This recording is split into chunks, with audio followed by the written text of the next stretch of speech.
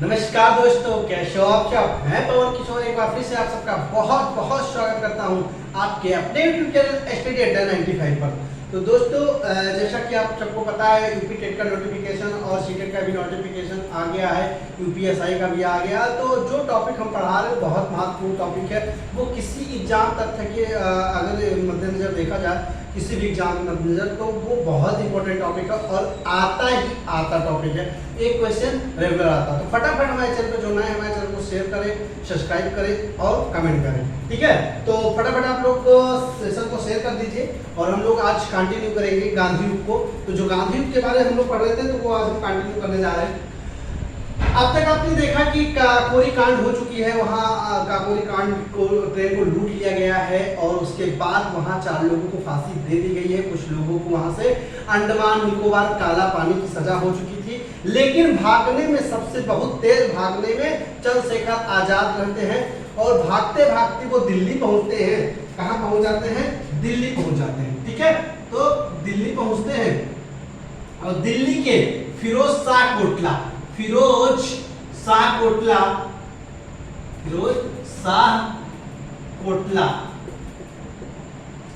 1928 जब ये भाग कर दिल्ली फिरोज शाह कोटला पहुंचते हैं 1928 में। अच्छा, फिरोज शाह कोटला की बात की जाए तो अब इसका नाम चेंज हो गया है। स्टेडियम हुआ करता था, अब इसका नाम है Arun Jaitley. Arun Jaitley cricket stadium, cricket stadium, ठीक है। तो भाग कर दिल्ली पहुंचते हैं और दिल्ली में जब वो पहुंचते हैं और वहां उनकी मुलाकात होती है भगत सिंह, बटुकेश्वर दत्त, सुखदेव, राजगुरु, जतिन दास, इन सब से उनकी मुलाकात होती है और वो सारी बात पूछते हैं। तो जो HRA हिंदुस्तान रिपब्लिकन एसोसिएशन रहता था, पार्टी थी, उसकी बात जब वो बताते हैं कि ये कानपुर में हम लोगों ने स्थापित की थी और ऐसे ऐसे हमारे साथ घटना घटी, तो वो कहते हैं कि परेशान मत होइए चंद्रशेखर जी, हम आप लोगों ने HRA की स्थापना की थी और सक्सेस नहीं हुआ। हम लोग HSRA की स्थापना करेंगे जो जरूर से जरूर सक्सेस होगा, ठीक है, जरूर से जरूर सक्सेस होगा। तो उन्होंने किया HRA Hindustan socialist Republican association.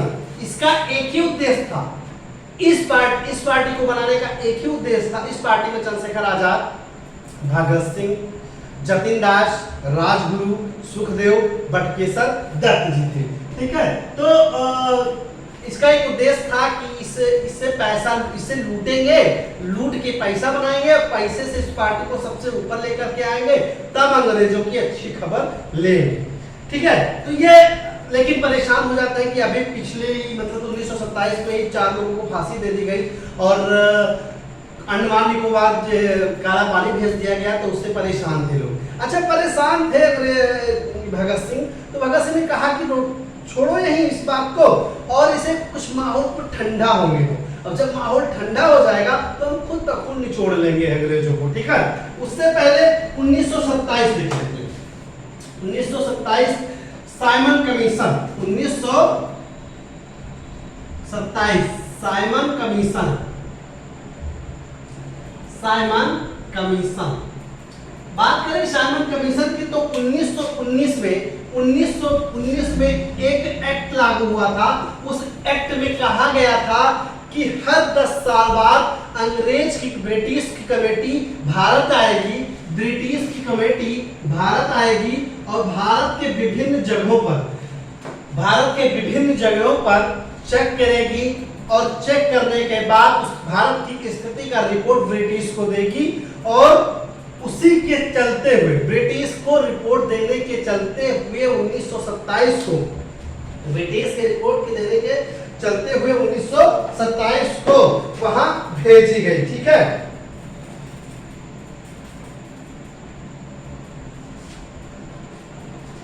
तो भेजी गई तो नवंबर 1927 को ब्रिटिश सरकार द्वारा भेजा गया जॉन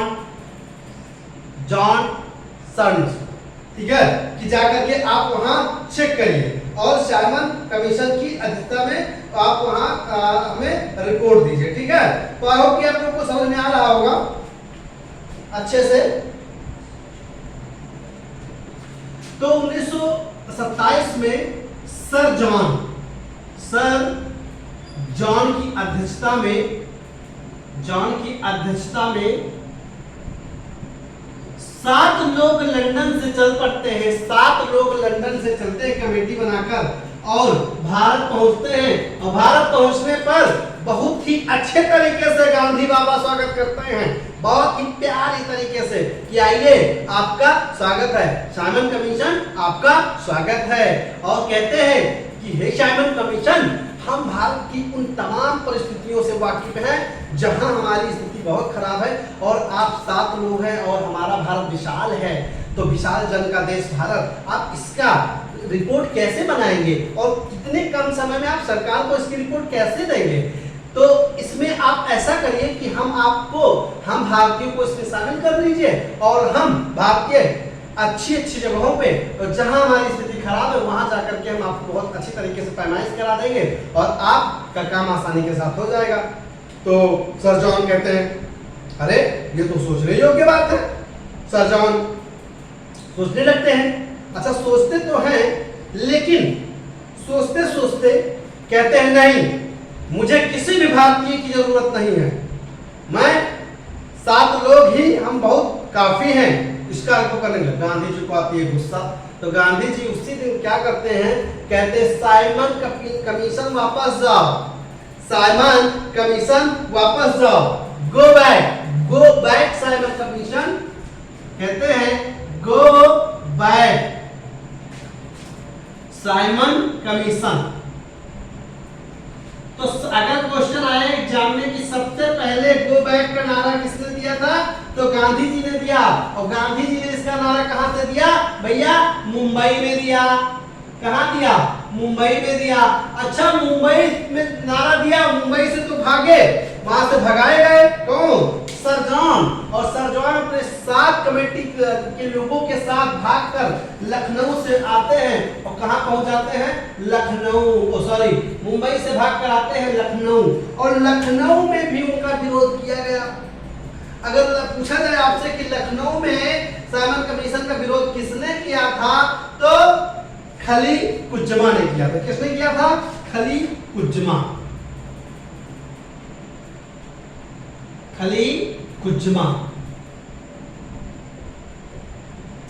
ठीक है। अच्छा मुंबई में किसने किया था, तो महात्मा गांधी ने। जगह जगह पर इनका विरोध होता गया, जगह जगह पर साइमन कमीशन का विरोध होता गया। आपसे पूछेगा कि इनका विरोध मद्रास में किसने किया था, इनका विरोध मद्रास में किसने किया था, तो इनका विरोध मद्रास में टी प्रकाशन ने किया था, टी प्रकाशन ने किया था। ठीक है। फिर पूछ ले कि लाहौर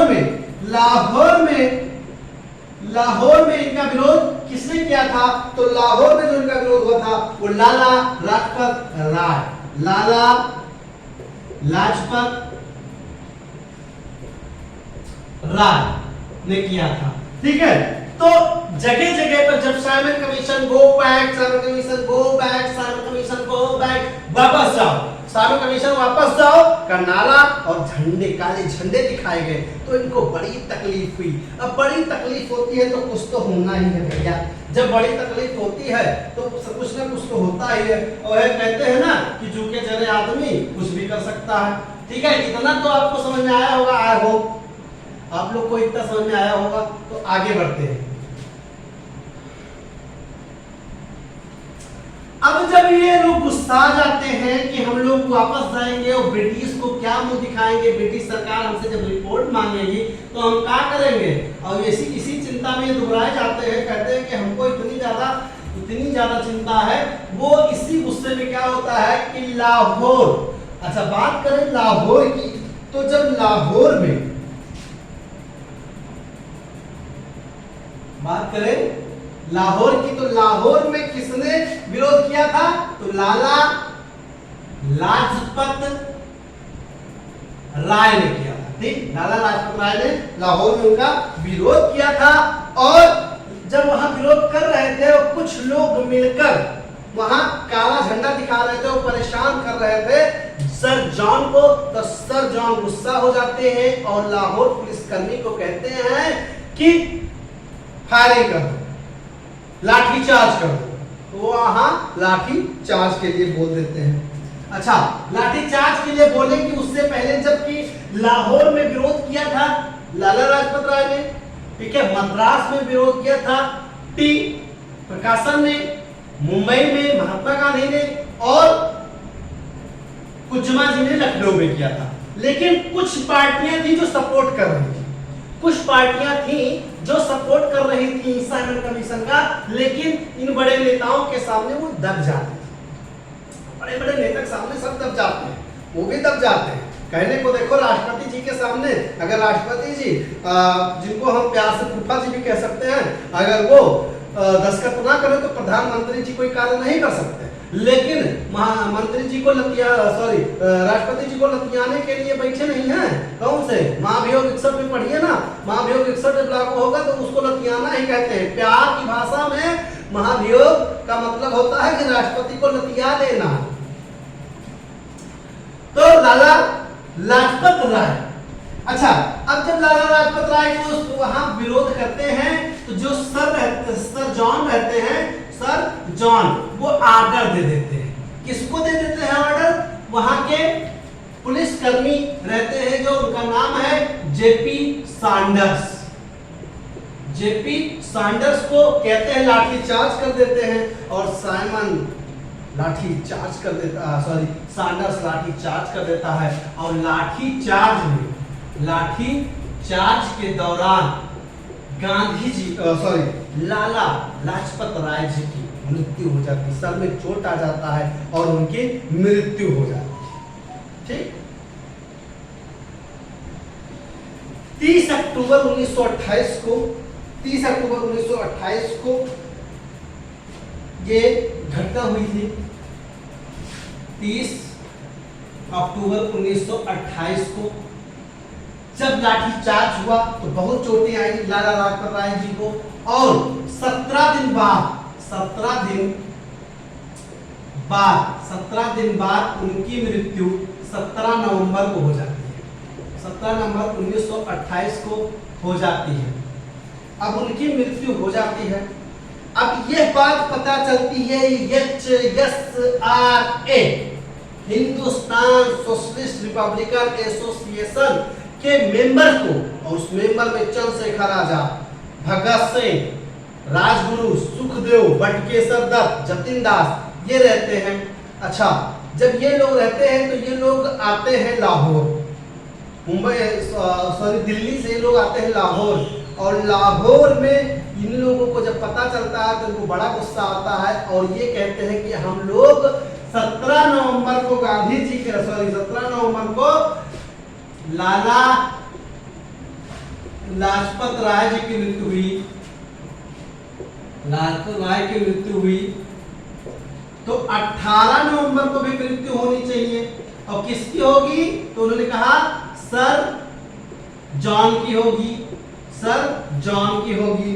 अच्छा, सर जॉन की जब मृत्यु की बात करने लगे तो इन लोगों ने एक गुट बनाया, उसमें दो का गुट बनाया और बड़े प्यार से दो का गुट जो बनाया वो चंद्रशेखर भगत सिंह एक ग्रुप में हो गए, राजगुरु सुखदेव एक ग्रुप में हो गए, बटुकेश्वर दत्त और जतिन दास एक ग्रुप में हो गए, और कहे कि इनको मार डाला जाए। अब भैया इनको मारने गए वो, तो जब गए तो जो पुलिस कार्यालय था, लाहौर का पुलिस कार्यालय, लाहौर के पुलिस कार्यालय के बाद गए और ये बाहर बैठ गए। तो दो लोग तो बैठ गए कुछ जुगाड़ से, भगत सिंह और चंद्रशेखर, ये बैठ गए एक साइकिल का चैन चढ़ाने। बहाना देखिए, साइकिल के चैन के बहाने, ठीक है। राजगुरु सुखदेव बैठ गए सपेरा बनकर, सांप दिखाने, और वो दो लोग जो बचे जतिन दास और बटुकेश्वर दत्त, ये गलियों में छुप गए और इन्होंने वेट किया कि जैसे सर जॉन आता है उसकी हत्या कर देंगे। राम की हत्या कर देंगे। लेकिन सबको पहचान नहीं रहती है कि सर जॉन कौन है। इतने में कार्यालय से आता है कौन? JP Sanders. निकलता है कौन? JP Sanders. और जैसे जेपी सैंडर्स निकलता है भैया, अरे पूछो मत, जैसे एक पेड़ से आम गिरता है, चार चार गांव के लोग कूद के उठा लेते हैं, इससे कूद के चार लोग जकड़ लेते हैं और उनको फायरिंग कर उड़ा देते हैं और उनकी वही हो जाती है मृत्यु। और मृत्यु होने के बाद हाँ कोई कह देता है अरे ये तो सैंडर्स है सैंडर्स, और ये सबके सब लोग भाग जाते हैं। 5 लोग 6 लोग का ग्रुप रहता है, 5 लोग भाग जाते हैं और पकड़े जाते हैं भाई साहब जतिन दास। कौन पकड़ा जाता है? जतिन दास। तो आपसे पूछा जाएगा कि सैंडर्स को मारने के लिए जब भगत सिंह की गुट गया था तो उसमें पकड़ा कौन गया था? तो जतिन दास। जतिन दास जी को जेल हो जाती है और जेल में जैसे ही जतिन दास जी पहुंचते हैं तो वहां उनसे कहा जाता है खाना खा लो। वो गुस्सा जाते हैं, कहते हैं हम खाना नहीं खाएंगे, हम खाना अपने दोस्तों के साथ खाएंगे। और 64 दिन के भूख हड़ताल के बाद, भूख हड़ताल के बाद मृत्यु हो जाती है। तो पूछा जाएगा कि भूख हड़ताल से मृत्यु किसकी हुई थी? तो वो थे एकमात्र जतिन दास। कौन? जतिन दास। आप लोग को अच्छे से समझ में आ रहा हो तो आप इस एक बार सेशन को शेयर कर दीजिए, फटाफट सेशन को शेयर कर दीजिए आप लोग। और जो भी चैनल पर नए हैं चैनल को सब्सक्राइब जरूर करें। और हाथ जोड़कर निवेदन है कि सब लोग के पास सोशल मीडिया होती है, सोशल साइट्स होती हैं, फेसबुक, व्हाट्सएप, इंस्टाग्राम, टेलीग्राम। तो प्लीज और प्लीज जो हमारे वीडियो सीन कर रहे हैं अपने सोशल मीडिया पे जरूर से जरूर शेयर कर दीजिए, ठीक है? और लाइक कमेंट जरूर कर दिया करिए। छोटी सी मेहनत है मेरी, छोटी सी मेहनत है मेरी, ए मेरे दोस्तों इसमें जान तो फूंक दो। छोटी सी मेहनत है मेरी, ए मेरे दोस्तों इसमें जान तो फूंक दो। थोड़ी सी हवा हमें भी दे दो ताकि हम भी उड़ने लगे, ठीक है? आई रिक्वेस्ट यू, और ये हम्बल रिक्वेस्ट है आपसे कि थोड़ी सी जान हमें फूंको कि हम भी उड़ने लगे। चलिए आगे देखते हैं। तो ये सब हो जाता है।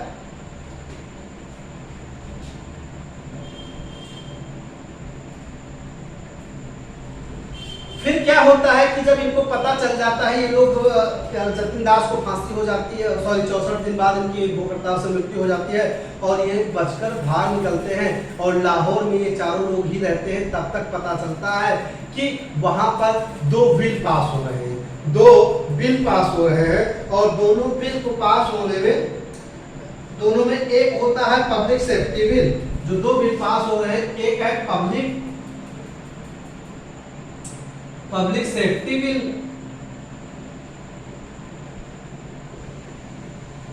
Public safety bill. और दूसरे की बात की जाए, दूसरे की बात अगर की जाए तो trade distribute bill, trade distribute bill, ठीक है? इसका मतलब है कि टैक्स के करों को बढ़ाया गया, करों को बढ़ाया जाता है। तो उसमें भगत सिंह को बहुत बुरा लगता है। तो भगत सिंह कहते हैं कि लाहौर की असेंबली में ही बिल पास होगा, लाहौर की असेंबली में ही बिल पास होगा। तो ऐसा करो कि बिल ही ना पास हो और असेंबली में बिल पास होगा तो असेंबली में बम फेंक दो। तो भैया जब वहां बम फेंक देंगे तो कुछ लोग तो डर ही जाएंगे, कुछ तो मर ही जाएंगे। इसकी वजह से हम क्या होगा? बिल नहीं पास होगा। तो जाते हैं ये लोग, लेकिन इतना काम करने से पहले इनको याद आता है कि महात्मा गांधी जी कहते हैं कि हिंसा नहीं करना है, ठीक है? और ये बटुकेश्वर दत्त और सुखदेव भगत सिंह राजगुरु, चारों लोग सोचते हैं क्या किया जाए, तो वो कहते हैं कि खाली असेंबली में बम फेंको। अगर आप खाली असेंबली में बम फेंकोगे तो लोग दहशत में आ जाएंगे, डर जाएंगे, और खाली असेंबली में बम फेंकने के बाद अपनी गिरफ्तारी दे देते हैं। जब चारों लोग अपनी गिरफ्तारी दे देते हैं तो जब उनसे पूछा जाता है, जब उनके ऊपर मुकदमा होता है और उनसे पूछा जाता है, ठीक है, तो उनसे पूछा जाता है 8 अप्रैल 1929 को उन्होंने बम फेंका था। 8 अप्रैल 1929 को बम फेंका था। तो जब उनसे पूछा जाता है कि आपने बम क्यों फेंका, जब उनसे पूछा जाता है कि आपने बम क्यों फेंका, तो वो कहते हैं जी.सी. हिल्टन, जो न्यायाधीश हैं जी.सी. हिल्टन। आपसे जब कभी पूछेगा कि जी.सी. हिल्टन कौन है, तो ये वही हैं जिन्होंने बटुकेश्वर, राजगुरु, सुखदेव और भगत सिंह को फांसी की सजा सुनाई थी। तो वो कहते हैं कि बस शोरगुल करने के लिए, धमाका करने के लिए, दहशत में लाने के लिए, डराने के लिए मैंने बम फेंका। तो वो क्या करते हैं, वो चार्ज कर देते हैं, इनको क्या करते हैं, इनके ऊपर मुकदमा लगा देते हैं सैंडर्स की हत्या का, सैंडर्स की हत्या का मुकदमा लगाकर इनको फांसी की सजा सुनाते हैं। ठीक है, इनको सजा सुनाते हैं। तो 23 मार्च 1931 को फांसी की सजा सुनाती है। 23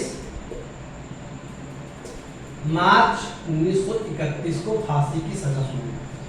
ठीक है, अब कुछ लोग अफवाह फैलाते हैं, एक मैसेज फॉरवर्ड कर देते हैं गलती से कि सोशल मीडिया पर कि 14 फरवरी को हम लोग जो हम लोग मनाते हैं वो वैलेंटाइन डे, वो गलत है। वहाँ उस दिन भगत सिंह को फांसी हुई थी या फांसी की सजा सुनाई गई थी, तो उस दिन ऐसा कुछ नहीं हुआ था। मैं आपको बता दूं कि रियल में क्या हुआ था। महामना मदन मोहन मालवीय जी 14 फरवरी